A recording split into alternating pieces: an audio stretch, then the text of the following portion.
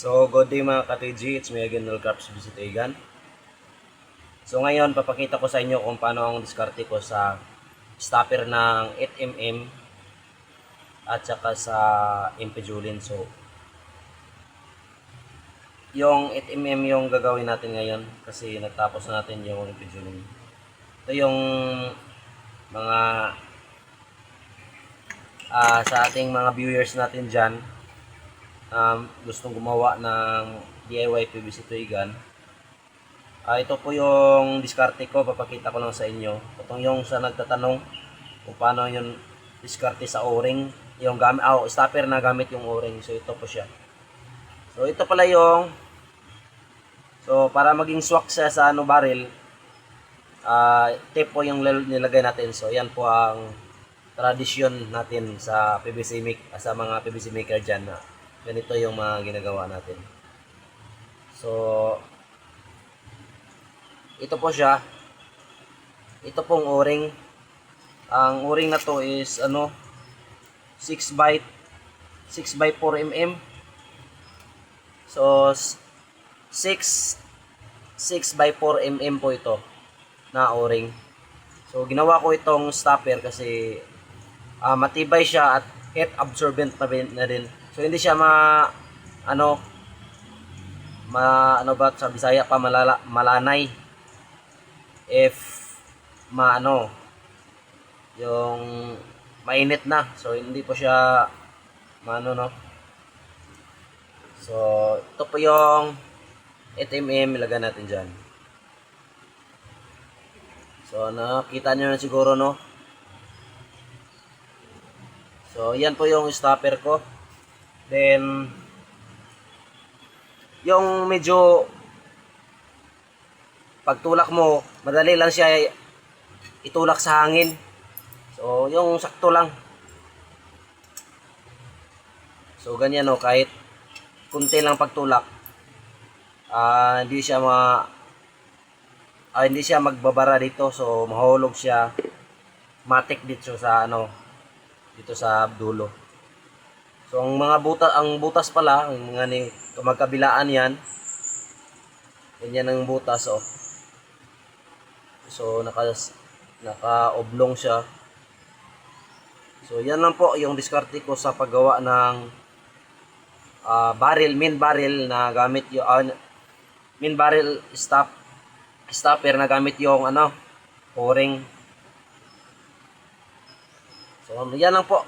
Then, lagyan natin ng masking tape dito hanggang dito para magkasya dito sa ating outer barrel. So papakita ko sa inyo kung paano ako magdiskarte sa dito.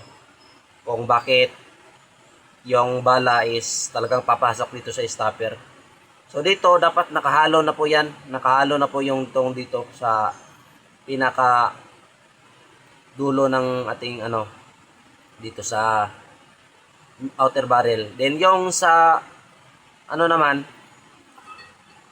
sa previous video ko, may pinapakita din ako doon na yung bolt. So, yung bolt niya is naka-point, yung dulo naka-point. Then ito, nakahalo. Para po yan na maging siya. So, tika lang So, ito po yung sinasabi kong naka-point. Then ito nakahalo. Ang purpose niyan para So, yung sa dulo, papasok yan diyan. So, hindi yan sisingaw.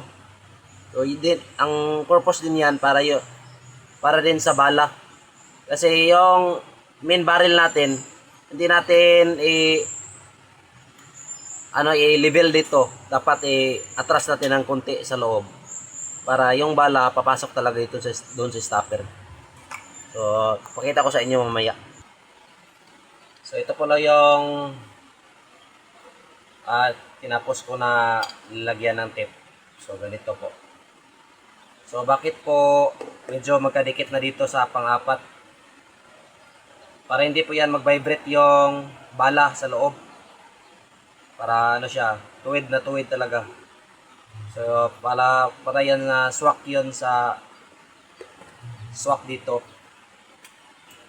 So, ganyan kasi yun.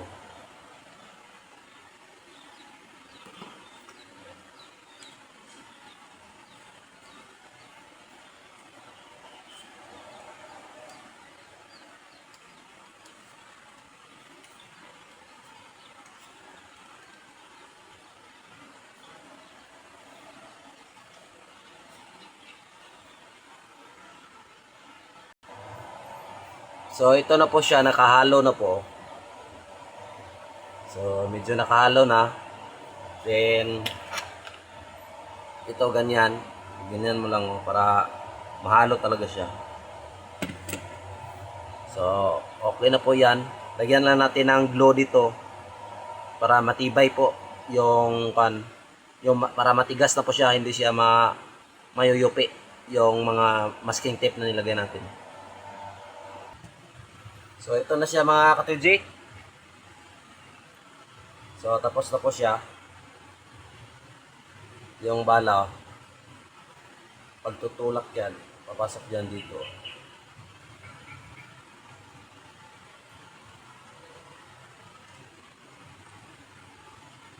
So, yan po.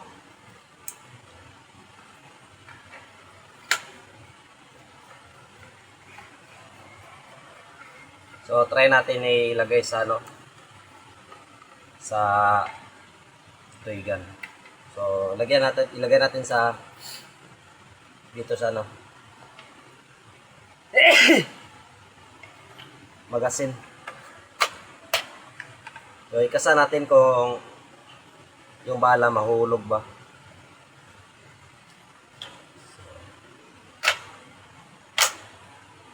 So, yan, nakapasok na po yan sa loob dito, dito sa stopper niya. So, kunin natin yung barrel. O, nakapasok ba talaga dun sa pan.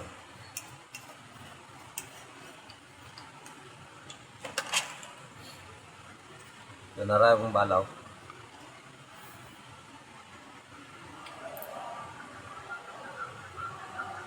So, yan lang po, no?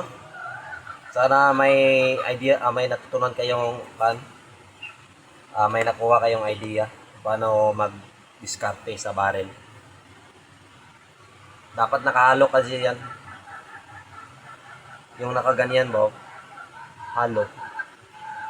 Para yung balat, papasok talaga doon sa pagtulak ng toser natin, yung bolt, papasok talaga doon sa stopper natin.